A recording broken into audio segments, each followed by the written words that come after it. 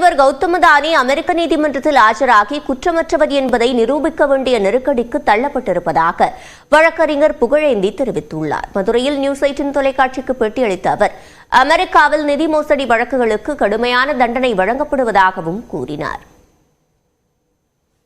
அமெரிக்காவில் உள்ள கம்பெனிகள் எந்த நாட்டிலும் அல்லது அவர்கள் முதலீடு செய்த எந்த நாட்டில் இருந்தாலும் அவர்கள் முறையாக நடந்து கொண்டால் அவர்களை குற்றவாளியாக்கி அவர்களை தண்டிக்க நினைக்கிறது அமெரிக்க அரசு. இப்போ இவர்கள் அமெரிக்க சட்ட அமைப்பிற்கு பதில் சொல்லக்கூடியவர்களாகிவிட்டார்கள். இதனால் இனிமேல் வரக்கூடிய முதலீடுகளுக்கு தடை போடப்படலாம். அமெரிக்க அரசு இனிமேல் அதானி குழுமத்தில் யாரும் முதலீடு செய்யக்கூடாது என்று கூட சட்டம் கொண்டு வரலாம். அவர்கள் சொல்லலாம். ஏன்னா குற்றவாளியாக இருக்கும்போது இவர்கள் அவர்கள் முன்னால் ஆஜராகி நாங்கள் குற்றமற்றவர்கள் என்று நிரூபிக்க வேண்டும். ஆனால் கடுமையான சட்டம். அமெரிக்காவில் பண்ற ஃபினான்சியல் ஃப்ராடு கடுமையான சட்டம். அங்கே அரசு செய்து 10 வருடங்கள் கூட போடலாம், 5 வருடங்கள் போடலாம். ஆனால் இது கொஞ்சம் முக்கியமான விஷயம். இதில் எப்படி அதானி குழுமம் இதில் தப்பிக்கிறார் என்பது மிக முக்கியமான ஒரு அம்சமாக கருதப்படுகிறது. ராமேஸ்வரத்தில் 2வது நாளாக பெய்த கனமழையால் பாம்பன் பாலத்தில் போக்குவரத்து பாதிக்கப்பட்டது. திருச்செந்தூரில் சுப்பிரமணிய சாமி கோயிலில் வாகனம் நிறுத்துமிடம் மழை நீரில் மூழ்கியது. தென் மாவட்டங்கள் மற்றும் டெல்டா மாவட்டங்களில் கடந்த சில நாட்களாக பரவலாக கனமழை பெய்து வருகிறது. ராமநாதபுரம் மாவட்டத்தில் நேற்று 2வது நாளாக பலத்த மழை கொட்டி தீர்த்தது.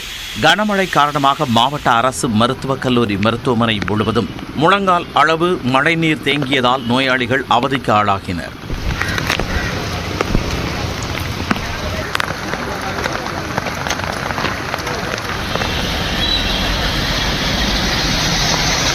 இதேபோன்று நகரின் முக்கிய சாலைகளில் மழைநீர் தேங்கி குளம் போல் காட்சியளித்தது.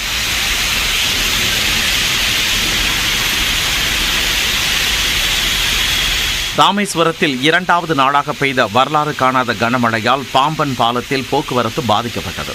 சாலையில் தேங்கிய மழை நீரால் பாதசாரிகள் அவதியுற்றனர். பாலத்தை கருமேகம் சூழ்ந்து அச்சமூட்டும் வகையில் காட்சியளித்தது.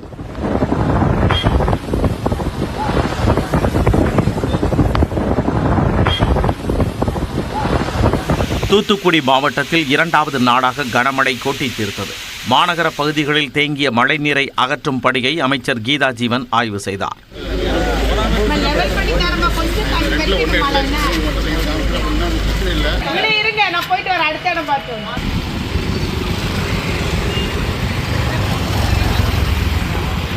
மழை காரணமாக திருச்செந்தூர் சுப்பிரமணிய சுவாமி கோவிலில் வாகன நிறுத்துமிடம் முழுவதும் வெள்ள நீர் சூழ்ந்து கடல் போல் காட்சி அளித்தது.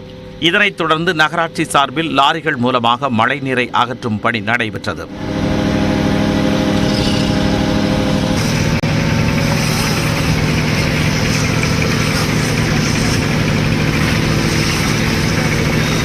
மேலும் மழை காரணமாக திருச்செந்தூர் கடற்கரையில் கடல் கொந்தளிப்பாக காணப்பட்டதோடு மண் அரிப்பும் ஏற்பட்டது.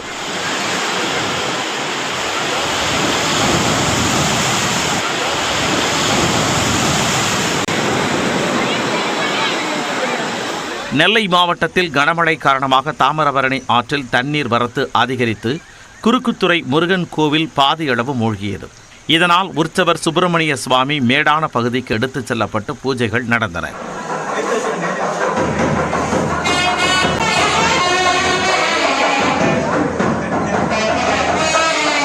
திருவாரூரில் தொடர்ந்து பெய்த கனமழையால் அறுவடைக்கு தயாராக இருந்த நெற்பயிர்கள் நீரில் மூழ்கி சேதமடைந்தன.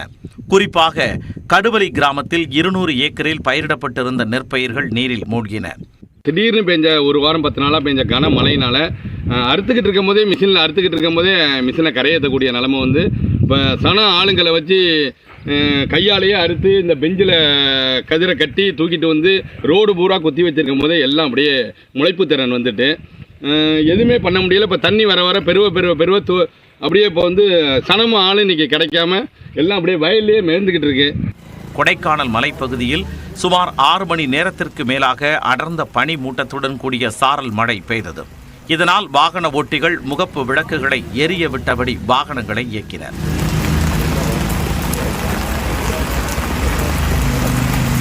இந்நிலையில் வங்கக்கடலில் நாளை காற்றழுத்த தாழ்வு பகுதி உருவாக வாய்ப்பு உள்ளதாக வானிலை ஆய்வு மையம் தெரிவித்துள்ளது.